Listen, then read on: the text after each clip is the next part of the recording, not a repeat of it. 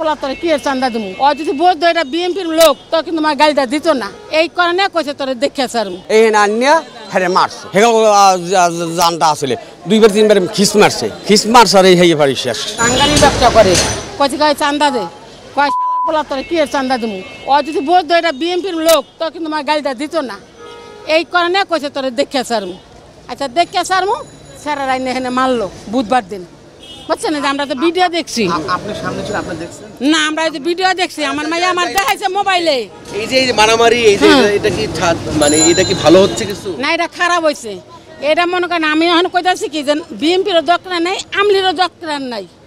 ওখানে হলো ছাত্ররা খারাপ আছে ছাত্ররা রাজনীতি করব তার কারণ কি ইনুস তো অস্থায়ী ইনুস তো থাকবো না ইনুস যাইব গা ছাত্ররা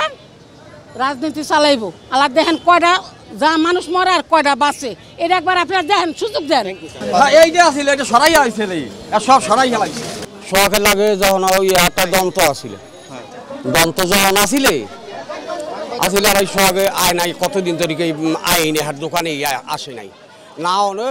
বুধবার দিন উনি 4টার সময় হয় 4টার সময় সাড়ে 3টে আর কি 4টার সময় আইসে ওই আমার মার্কেটে বই শুনি কি আউ কেউ শুনি আমরা দেখা যায় আমরা আসি নাই এদিকে সেইবার কতবার শুনি কি শখের এদিকে ধরিয়ে আনছে ধরিয়ে আননে এইখানে আনিয়া হেরে মারছে এই ভাই মারিয়ে হালাইয়া এবার 3 নম্বর গেটের সামনে উঠেছে আমরা আইয়ে দেখি 3 নম্বর গেটের সামনে আইয়ে দেখি 2বার 3বার হেগল জানটা আসলে 2বার 3বার খিস মারছে আর এই হেয়ে পারি শেষ আর নাই আমাদের এখানে হত্যাকাণ্ডটা হয়েছে হচ্ছে 9 তারিখ বিকালবেলা আসরের পর তো হচ্ছে আমরা তখন এরপর দিনই স্যারদের কাছে যাই যেহেতু ক্যাম্পাসের ভিতরে বাইরে হলে হয়তো আমরা এতটা কনসার্ন থাকতাম না তো স্যারদের কাছে আমরা যাই যে স্যার আমাদের এই যে এন্ট্রি পয়েন্টে এটা হচ্ছে আমাদের মেন এন্ট্রি পয়েন্ট সামনে একটা হোস্টেল আছে আলাউদ্দিন ছাত্রাবাস সেখানে ফার্স্ট আর সেকেন্ড ইয়ারে থাকে আর ওইদিকে আরেকটা ছাত্রাবাস আছে সেটা হচ্ছে আমাদের প্রথম ছাত্রাবাস সেখানে বাকি সিনিয়র ব্যাচগুলো থাকে তো মানে এরকম একটা নৃশংস হত্যাকাণ্ড ক্যাম্পাসের মধ্যে সেটা হচ্ছে আনসার ক্যাম্পের সামনে এবং আনসার এখানে ছিল দায়িত্ব পালন করেছেন সেটা আপনারাই দেখেছেন যদি করতো তাহলে হয়তো বা এই হত্যাকাণ্ড হতো না তাহলে যেই আনসারদেরকে দেওয়া হয়েছে আমাদের নিরাপত্তার জন্য ওরাই যদি আমাদের রক্ষা করতে না আসে তাহলে আমাদের নিরাপত্তার কোথায় থাকলো এটা ছিল আমাদের 1 নম্বর দাবি যে আনসারদেরকে মানে সক্রিয় করতে হবে যেখানে আনসার না সেখানে আনসার দিতে হবে কিন্তু আপনারা দেখেছেন যে আমরা গতকালকে আন্দোলন করেছিলাম কারণ গতকালকে সারা বাংলাদেশে এটা হওয়ার কারণে আমরা সবাই এর আগে আমরাও এতটাই ছিলাম ভিডিও দেখার পর আমরা নিজেরাও শিউরে উঠি যে কী হয়েছে তখন স্যাররা বলেছেন যে প্রত্যেকটা এন্ট্রি পয়েন্টে হচ্ছে নিরাপদ নিশ্চিত করবে কিন্তু আমরা দেখেছি গতকালকেও সারাদিন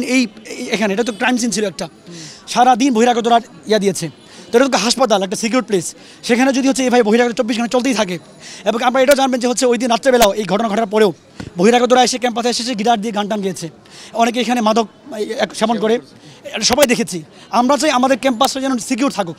আমাদের কোনো এছাড়া জাস্ট আমরা একটা সিকিউর ক্যাম্পাস চাই আমাদের কোনো দলীয় ইয়াতে আমাদের কোনো কনসার্ন নেই কোনো দলীয় আজকেরও আমরা এখানে আসি নাই আমরা নিরাপদ একটা ক্যাম্পাস চাই সারা বাংলাদেশে অনেক কিছু হয় আমরা সেখানে এগুলো নিয়ে কথাবার্তা বলি না